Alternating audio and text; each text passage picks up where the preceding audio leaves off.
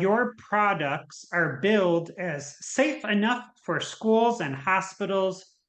How exactly do they work without harsh synthetic chemicals?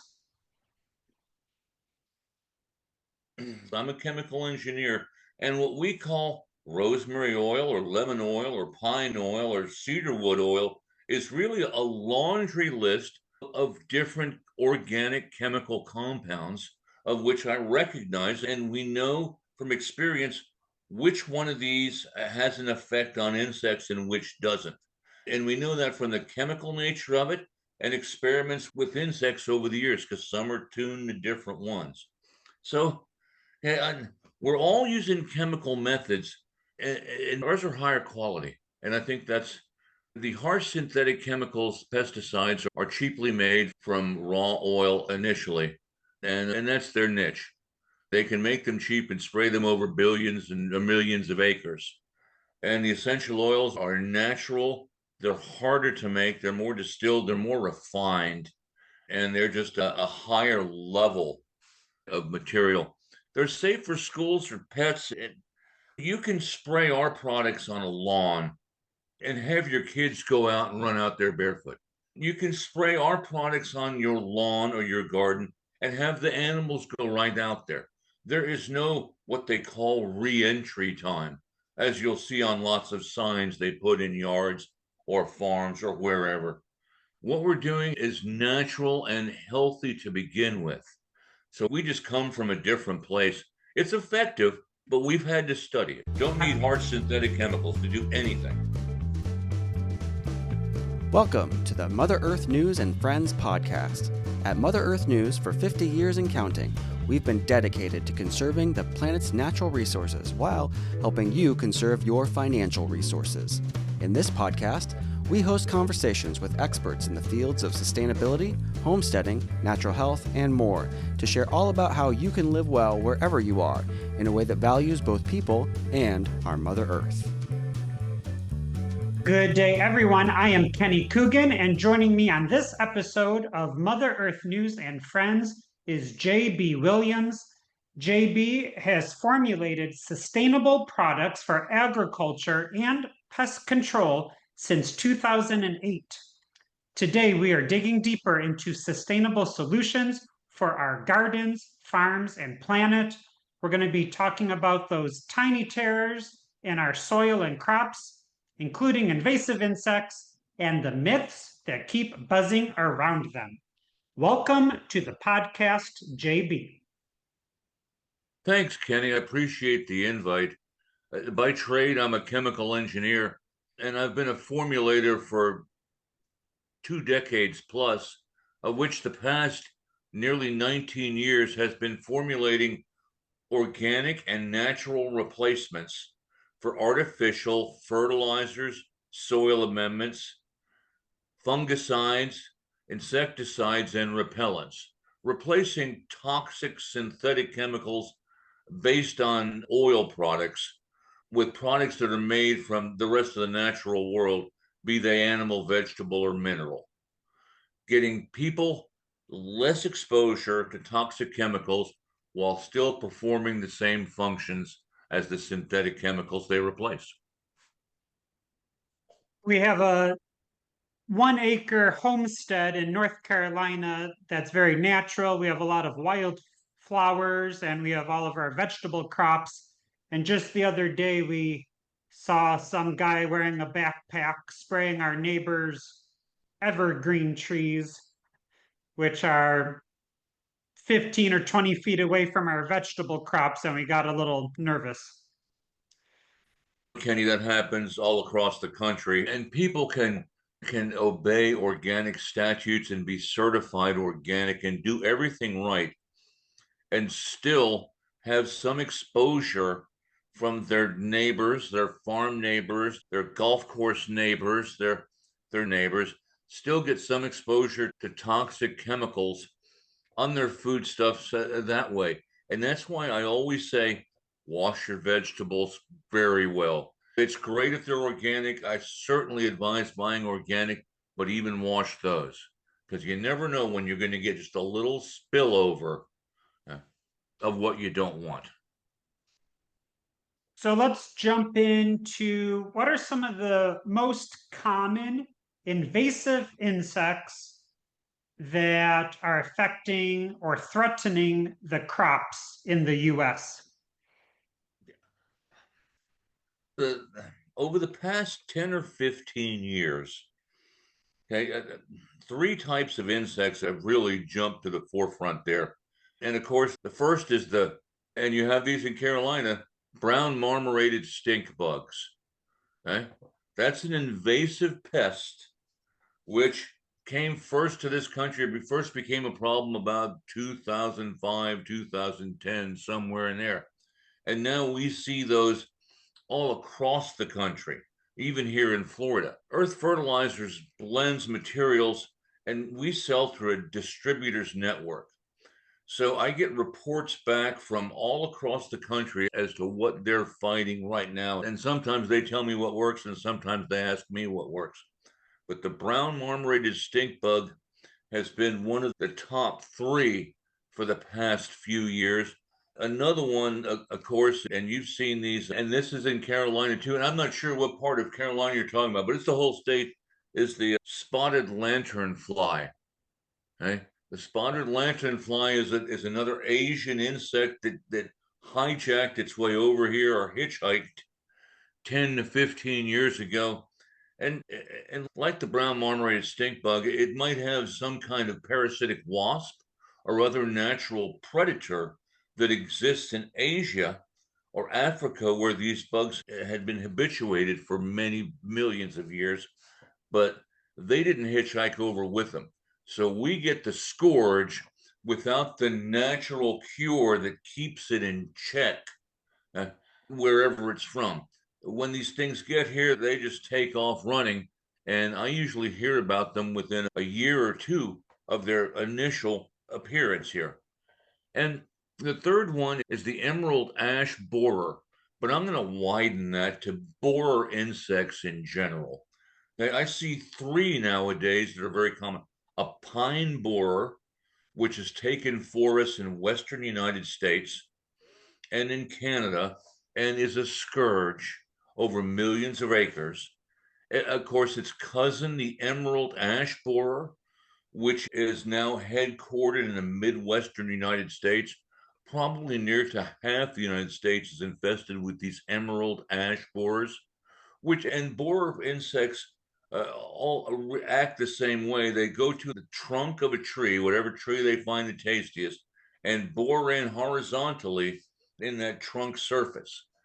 And it doesn't take but a year or two for them to build enough nests, reproduce, and having bored enough holes to stop the xylemic flow of water and flowing of food and just make the tree into you'll see it starve. It'll starve itself because the borers have gone through it.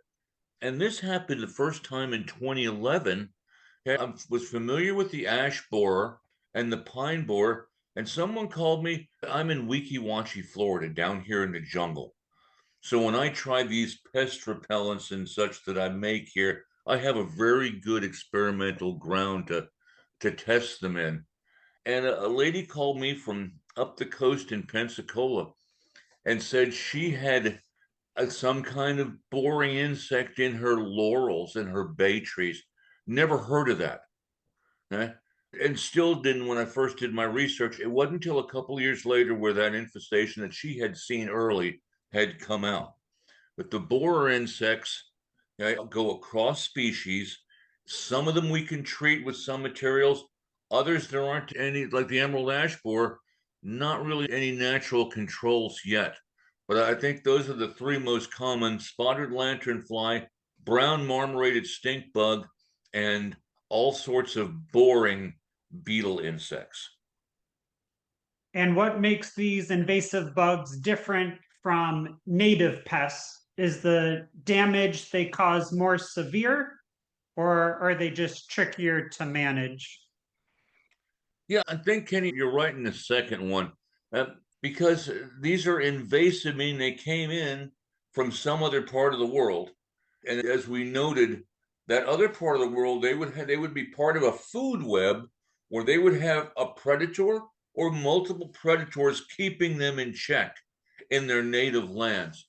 But you bring them over here and they don't have those controls. So it takes a couple of years, but after they get loose out of there, if there's no native controls here, it's difficult to just get a handle on them to start with. When you bring something out of its environment with its own natural controls, put it somewhere where there aren't those, all the synthetic and the natural other controls in the world it's difficult. Right? Again, locally, there's a snail, a giant African snail that was imported to Florida, I think in the 50s or 60s. At that time, they spent a lot of money. The good thing about the snail is it doesn't move fast. So its territory doesn't get as big as quickly as, say, a spotted lanternfly or even a stink bug. But they trudge onwards. The first infestation in the 50s or 60s was handled here in Florida, and we had about a 30 or 40-year repose from it. But even now, somehow in lumber or some kind of products from Asia, somebody brought more, or perhaps as some kind of strange pet, because these snails are as big as the palm of your hand. Somebody has brought back these giant African land snails to Florida. And in fact, there's some neighborhoods about 10 miles south of me where they've had to quarantine, okay, for the foreseeable future as they go yard to yard, home to home, building to building to make sure they exterminate all these snails.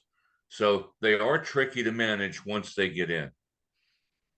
I wrote a TED Ed talk about all of the invasive organisms that can be found in Florida, because Miami was the epicenter of invasive species.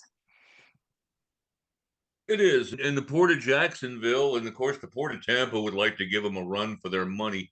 Another issue that we have in Florida here that they don't other places in the United States is we don't have as many native insects as much United States does, because we've only been land for a few million years.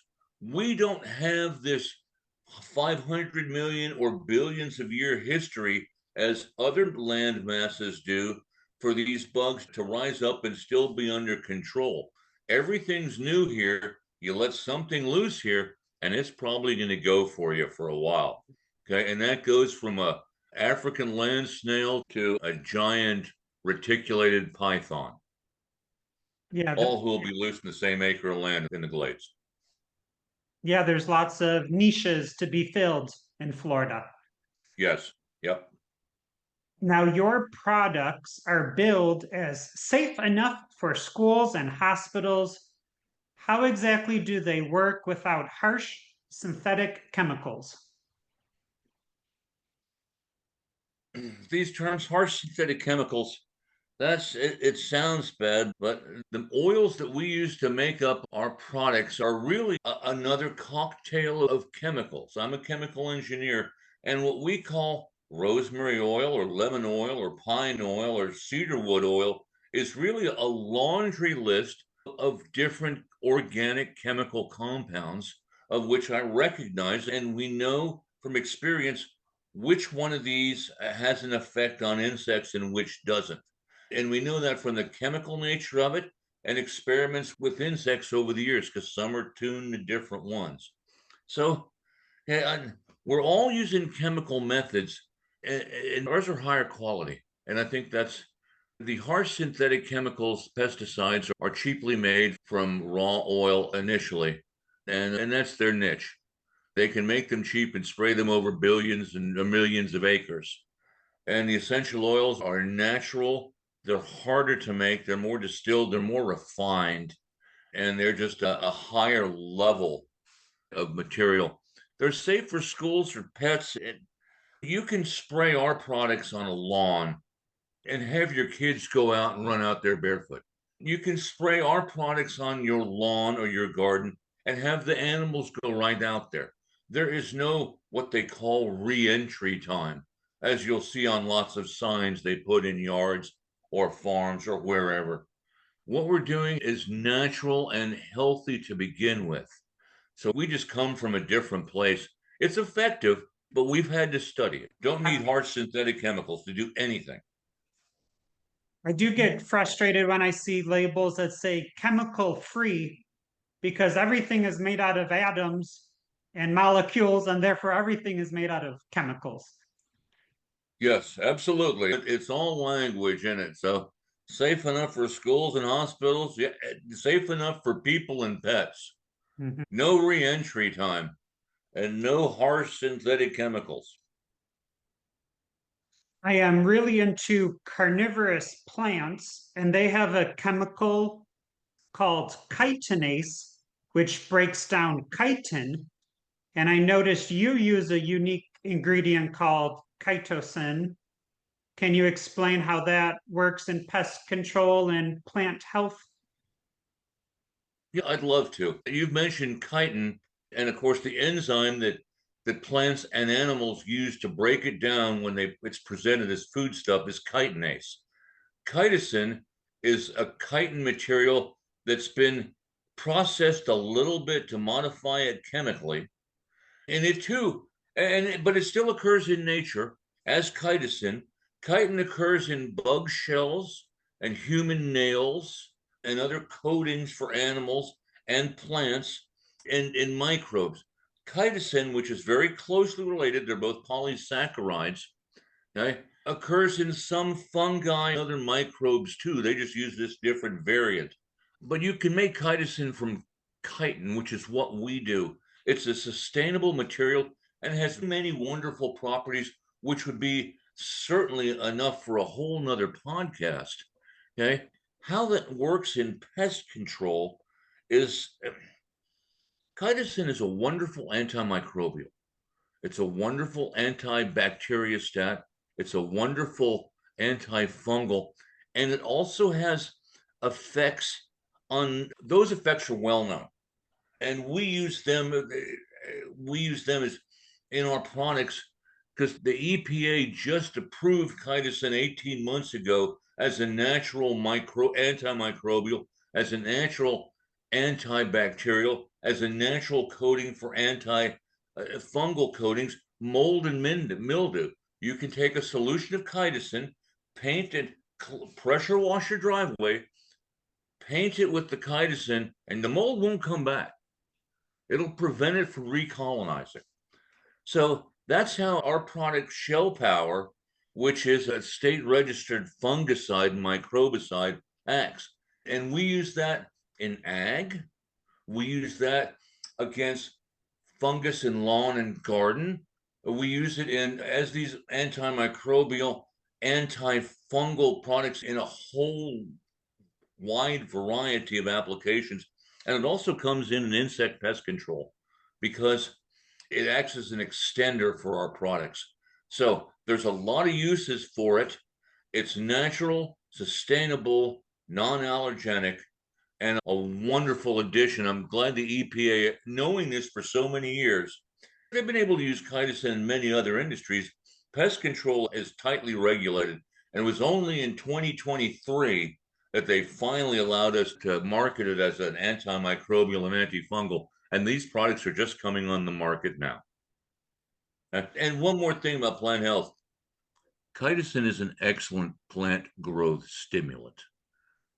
It will stimulate your vegetables. It will stimulate your flowers. It'll pretty much put a growth kick into anything. And we use it as that too in our formulations. Wonderful product. We'll talk again about it. I imagine many gardeners and farmers sometimes have trouble identifying the beneficial bugs from the harmful or invasive ones. Do you have a couple of resources that you recommend on how people can learn the difference? It was tougher before the advent of the internet. Nowadays, there's several ways. I'm in a bug identification group. I'm in a mushroom identification group. I'm in a slime mold and other fungus identification group. And nowadays, you would go online and find these things. And Kenny, I think there are a few insects that are helpful for very certain reasons and for very narrow reasons and for very narrow markets and narrow groups of people. We are going to take a quick break to hear a word from our sponsor, and when we return, we'll be talking about soil. Love it. Love soil, Ken. We are back with J.B. Williams, who has been formulating sustainable products for agriculture and pest control for decades. JB, let's talk soil, because it seems like everything starts from there. How important is soil health in regards to preventing pest infestations? Kenny, healthy soil grows healthy plants, and healthy plants give healthy vegetables that are full of nutrition and sugars. And that's how we get our health. So you're right, it all does start underground. And underneath the ground, of course, there's a soil food web of its own with microbes and then microscopic worms and then larger materials going up to small insects, spiders, and such. Food pyramid of its own that has to be healthy for the crop above to be healthy. If your soil's not healthy, it's not full of life as it should be. If it doesn't have the right composition, you're never going to grow great vegetables or anything up top. Again, coming back to where I live in Florida, 99% of the ground here is terrible. And we have to help people build soil for their lawn, for their garden, for their farm. And we do that to start with by making sure they have more carbon. This soil here is light and white sugar sand, and you have to put the carbon in it. So you do that through composting healthy materials into the soil to darken it and give it the compost nutrition. And we also put solutions of microbial life in there, different soil, positive soil bacteria, beneficial to all plants, fungi, and archaea that are going to help build soil. Fungi and archaea build soil, and it's their living that does it. As these animals go through their life cycle, they pull more and more carbon out of wherever and put it in the soil. So it does all start there. And beneficial insects will come. The ones that need to be there, you build a healthy soil for them, they're going to appear. If you take a shovel and put it down your soil and you see some earthworms and a couple of, you're on the right track. If you don't, so we've always started, and again, although we've been talking about insects, invasive insects, repelling insects, the benefits and such of different kinds of pesticide treatments, it all starts with the soil, and we started many years ago building soil for farmers. Right? And once you start there, good soil, good crops, good veggies, let's eat. Now you have a essential spray, which kind of sounds like a workhorse. How does that work on a wide variety of pests like aphids, mites, and even ants? Essential spray is we've been blending for 17, 18 years now. And it's a simple combination of essential oils and an emulsifier and a soap. And it's very broad spectrum. And it's not expensive for the farmers and such to use. We have other solutions that are more drastic but more expensive. And we use it on lawns and gardens. And not just aphids and mites and these tiny insects like that we can kill very easily. But again, it's the larger and the different kind of lawn pests you find that eat your lawn up, and then grasshoppers and locusts and such. It's been effective at that for as I said, it's 17 years now. And at lawn, farm, garden, all of it can take essential spray, and it is our workhorse. Yeah, and again, we sell it in drums to distributors who put it in 1 and 5 gallon buckets and sell it to end users, commercial, private homeowners all across the country. Now, speaking with you today, JB, I feel like I know your answer, but I'll ask it anyways. What's your perspective on the widespread use of synthetic pesticides in today's agriculture? Are we becoming too reliant? Keeping in mind that we only have 10 minutes left of the podcast. That's great. And again, any one of these we could go on for half an hour. And too reliant, I don't know. We have to feed 8 billion people, and we're not doing the best job of that. And even with these pesticides. And as we said before, in the long run, those are cheaper to make than the sustainable. Imagine it's like gas-powered cars, gasoline-powered cars versus electric. One is common, cheap, and everyone can afford it in the long run, and the other is more boutique-y. But there's a certain market for these safe sprays that we make. There's a lot of people out there that just can't take pesticides anymore. And one of my favorite cases ever many years ago here in Florida was a Vietnam vet who had a modest home here and a modest garden and a modest lawn, but he couldn't use any kind of chemicals at all. From his service, he was very sensitive to all lawn chemicals, any kind of bulk chemical whatsoever. And after he tried Essential Spray and a couple other products, he said, "This is the first time I've been able to use any kind of pesticide or repellent at all without breaking out in hives or having some kind of reaction." And there's millions of people like that out there. So there's always going to be a market, and hopefully a growing one, for these essential oil and other kinds of natural and sustainable solutions. Even in what we call an IPM, an integrated pest management program, where people will vary the pesticides, and then so that to keep the bugs off base, if you get me there, and use some natural and then some synthetic and then some other predatory insects and mix them all up. We can't get away from synthetic pesticides. My company provides an option for people who want to.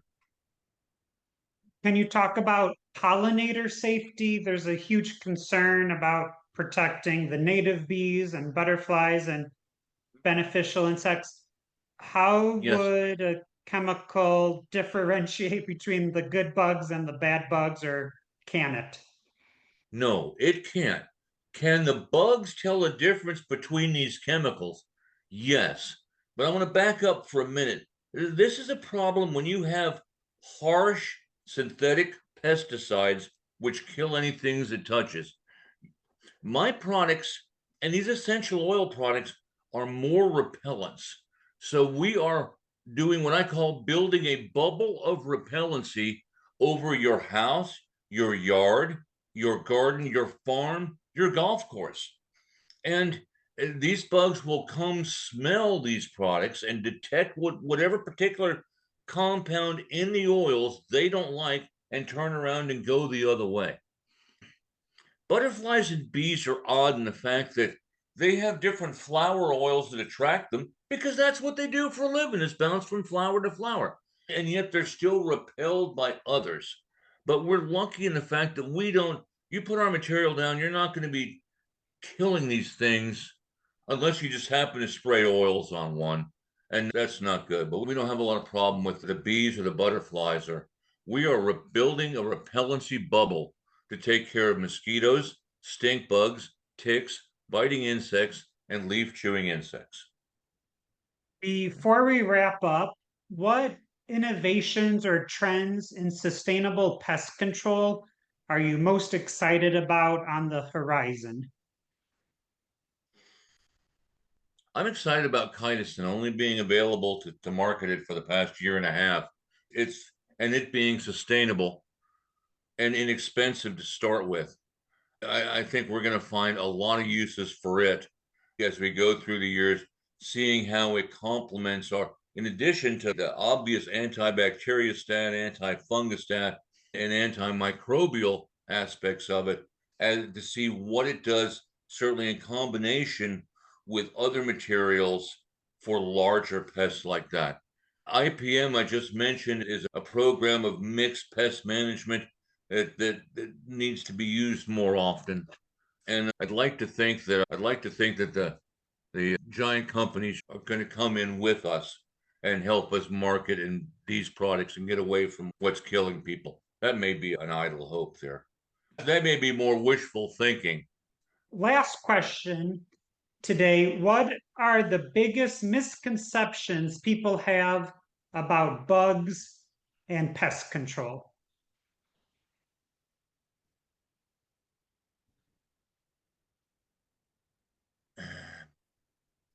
People still want to use the most powerful thing they can find, and that's not necessary.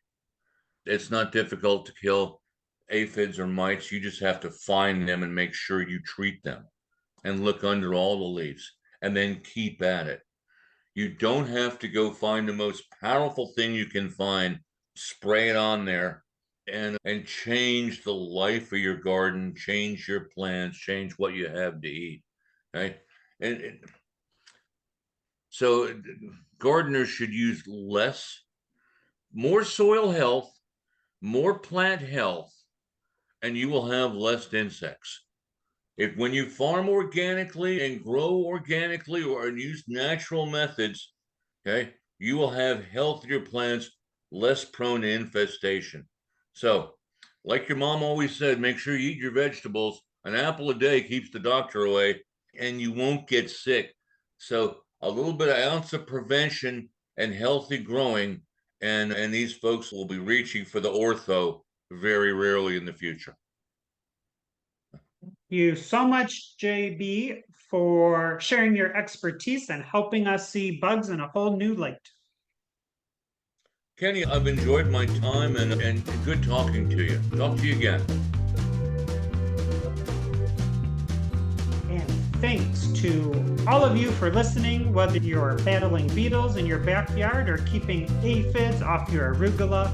We hope today's episode gave you some real tools to work with. Don't forget to check out Earth's Fertilizer at earthsfertilizer.com. And if you love this chat, leave us a review and share the episode with your favorite plant lover. Until next time, keep your hands dirty and your pest control clean. Thanks for joining us for this episode of Mother Earth News and Friends. To listen to more podcasts and get connected on our social media, visit www.motherearthnews.com/podcast. You can also email us at podcast@ogdenpubs.com with any questions or suggestions. Our podcast production team includes Kenny Coogan, Alyssa Warner, and myself, Josh Wilder. Music for this episode is the song Hustle by Kevin MacLeod. The Mother Earth News and Friends podcast is a production of Ogden Publications.